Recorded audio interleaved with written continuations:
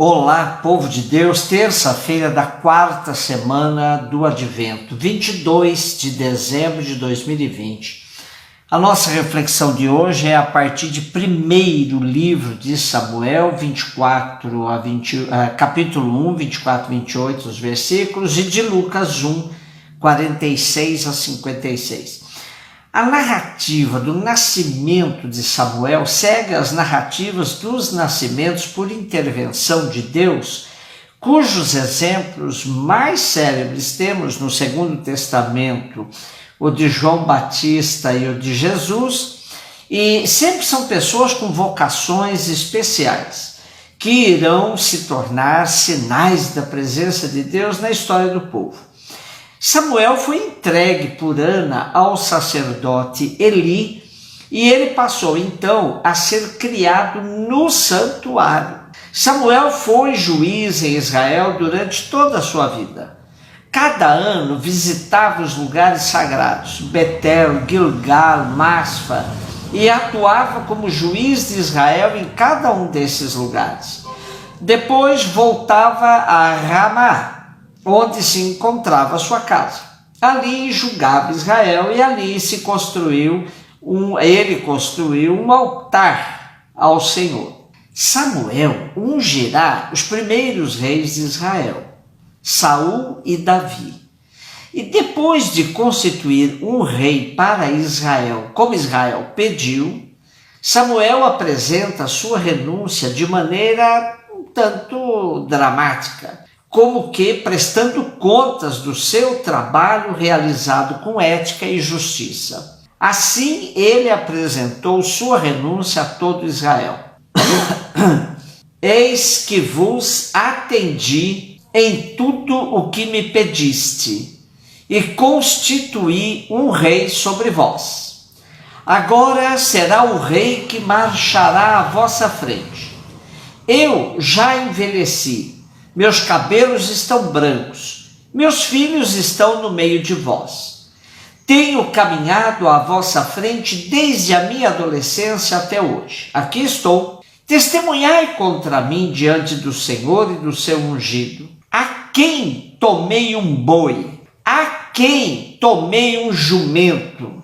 A quem defraudei e a quem oprimi?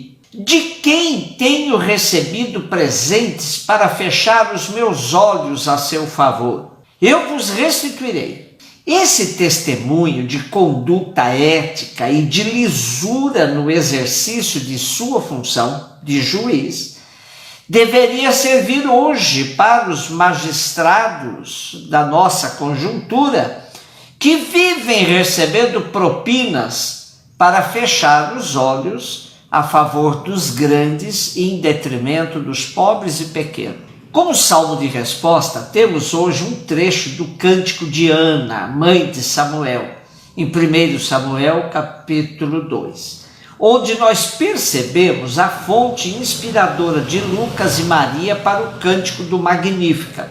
Diz assim: exulta no Senhor meu coração e se eleva minha fronte no meu Deus. Minha boca desafia os meus rivais, porque me alegro com a vossa salvação.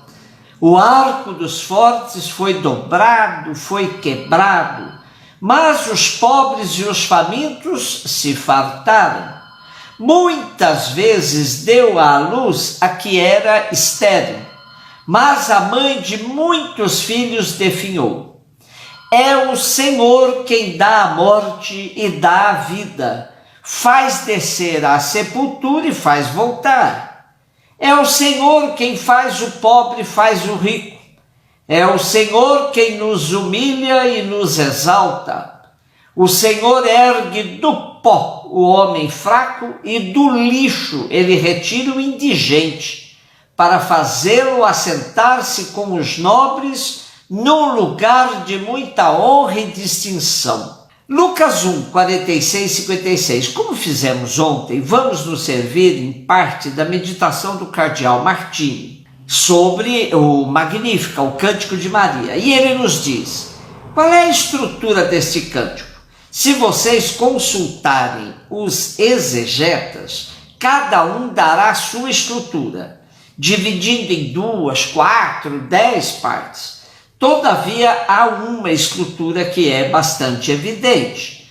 Parece-me que, bastante claro, que nos primeiros versículos, o que vale é Maria, o louvor que nasce por causa de sua situação. Até o versículo 50, e um cântico de louvor e agradecimento que Maria faz, começando por: minha alma engrandece o Senhor, meu espírito exulta de alegria em Deus meu Salvador, porque olhou para a humilhação de sua serva. Sim, doravante as gerações todas me chamarão de bem-aventurada, pois o Todo-Poderoso fez grandes coisas por mim.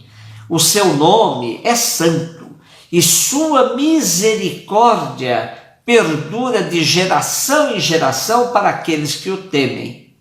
Então, esta é a parte do louvor de Maria. A segunda parte poderíamos chamá-la de um louvor que se expande sobre a história da salvação. Começa com as palavras que podem referir-se tanto a Maria quanto à história da salvação. Agiu com a força de seu braço. Esta palavra fica no meio caminho entre o que Deus realizou em Maria e o que Deus realizou em toda a história. Com que intensidade Maria fala de Deus. Os dois verbos presentes nestas expressões, a minha alma engrandece o Senhor, o meu espírito exulta em Deus meu Salvador, nos remetem ao capítulo 10 de Lucas, versículo 21. Naquele momento, Jesus exultou de alegria sob a ação do Espírito Santo.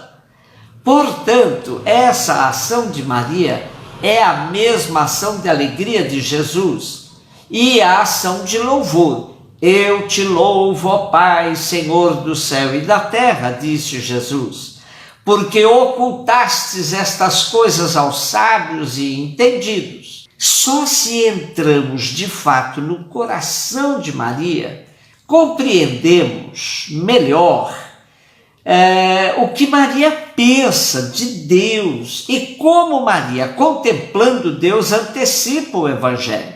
Através da contemplação de Maria, unindo-nos à sua contemplação, atingimos aquela maneira de ver a história, as coisas, a maneira do Evangelho, que é o modo de Deus em Jesus de olhar todas as coisas. E profundamente conectado com esse louvor do início do Magnífica está a outra parte que apresenta a reviravolta histórica, exaltando os humildes e humilhando os soberbos, saciando os pobres e despedindo os ricos. Se observarmos bem, essa reviravolta já havia acontecido na vida de Maria.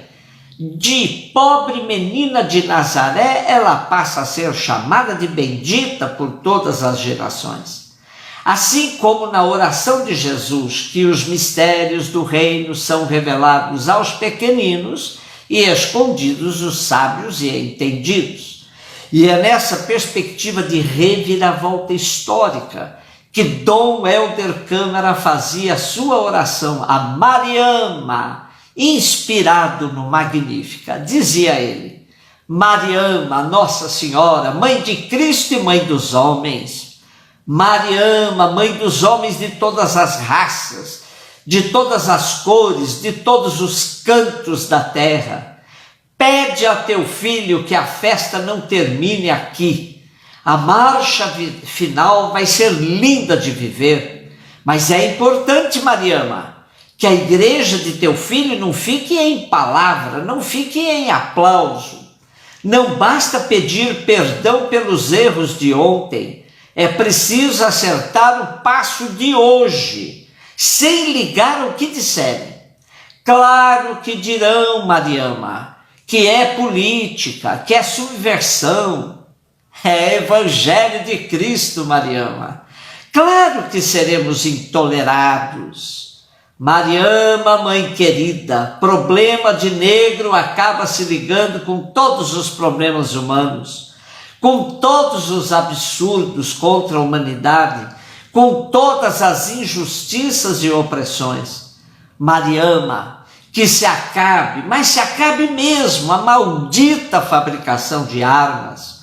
O mundo precisa fabricar paz, basta de injustiça, basta de sem saber o que fazer com tanta terra e milhões sem um palmo de terra onde morar.